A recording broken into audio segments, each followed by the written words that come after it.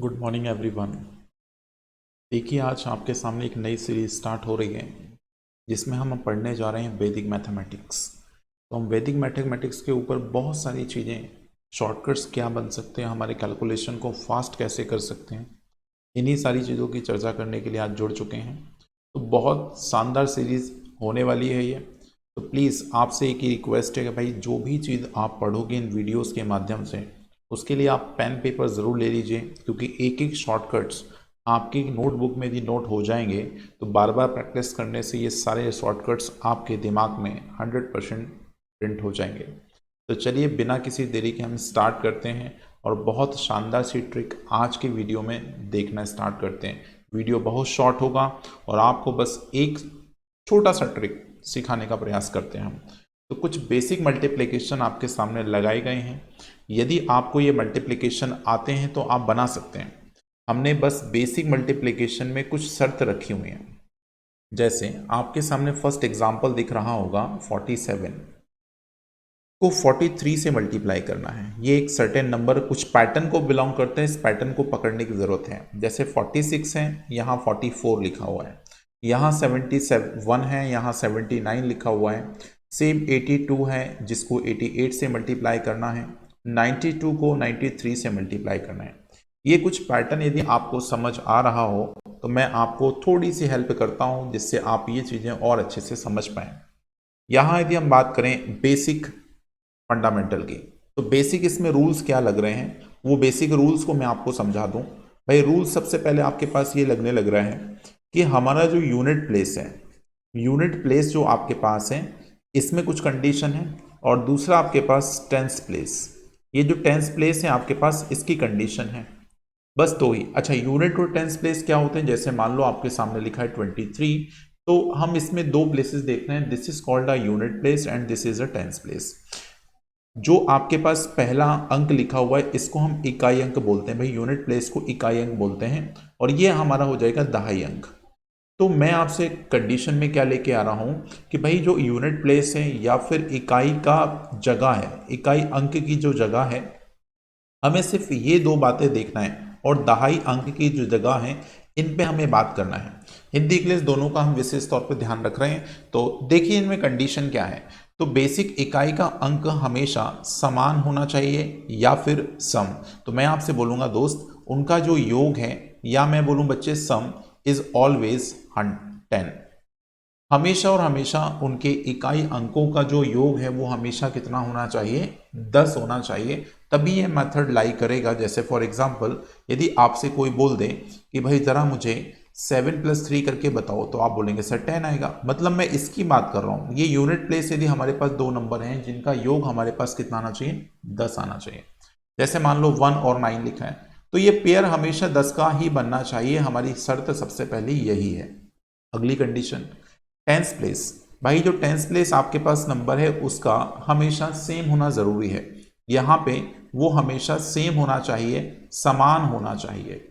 जैसे आपने अभी देखा होगा पिछले एग्जाम्पल में, जैसे मैं फॉर एग्जाम्पल आपके सामने एक नंबर फिर से लिख रहा हूँ यहाँ पे आसानी से समझने के लिए, 21 को 29 से मल्टीप्लाई करना है। तो मैं आपको बोल रहा हूँ बच्चे, ये दोनों इकाई के अंक क्या है भाई? तो आपने बोला सर इनका सम हमेशा कितना होना चाहिए? 10।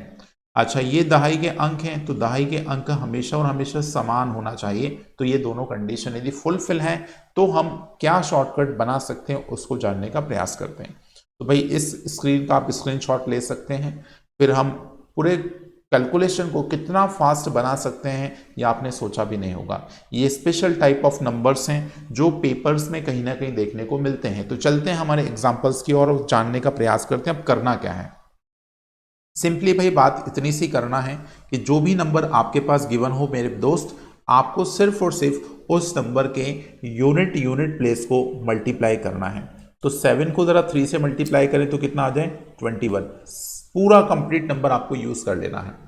ऐसे आपका जो टेंस प्लेस है बच्चे, इसको कर लो +1, इसको कर लीजिए +1, तो आपके पास हो जाएगा 5।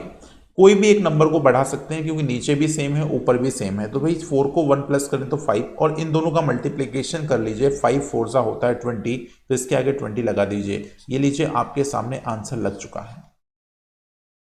मजा आया कि नहीं आया?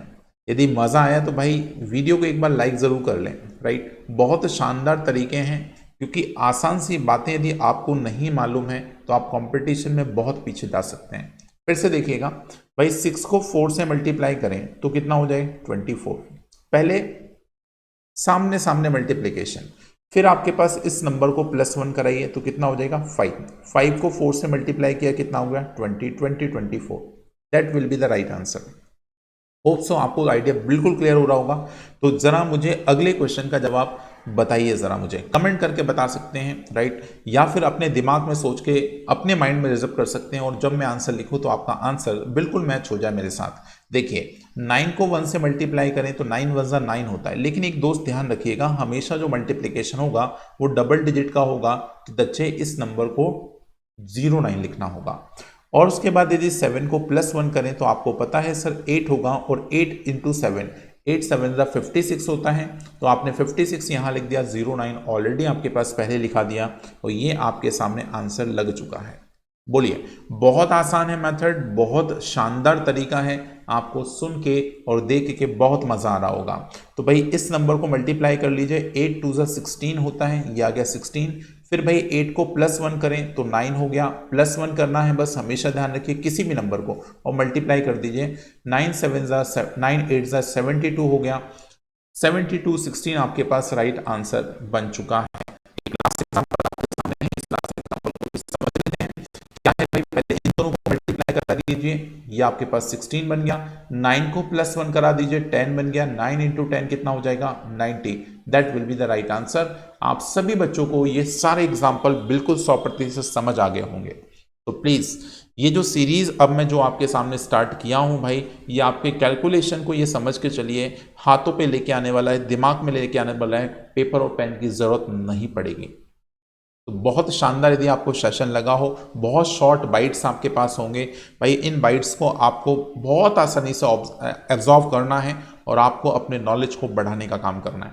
तो चलिए हम इसी सुंदरता से आगे बढ़ने का प्रयास करते हैं, और ऐसे इंटरेस्टिंग और भी शॉर्टकट्स आपके लिए हमेशा लाते रहेंगे। जैसा कि आप जिस चैनल पर बैठे हैं, सही मैथ्स बाय अनिल सर, ये बहुत पुराना चैनल है, लेकिन अब दोबारा हम इस पर कुछ ना कुछ नई सीरीज स्टार्ट करें हैं। तो कैसी लगी मेरी ये सीरीज बिल्कुल कमेंट करके जरूर बताइएगा, और दोस्तों के साथ शेयर करना नहीं भूलना है। थैंक यू सो मच, मिलते हैं अगले इंटरेस्टिंग कॉन्सेप्ट को लेकर। Thank you so much.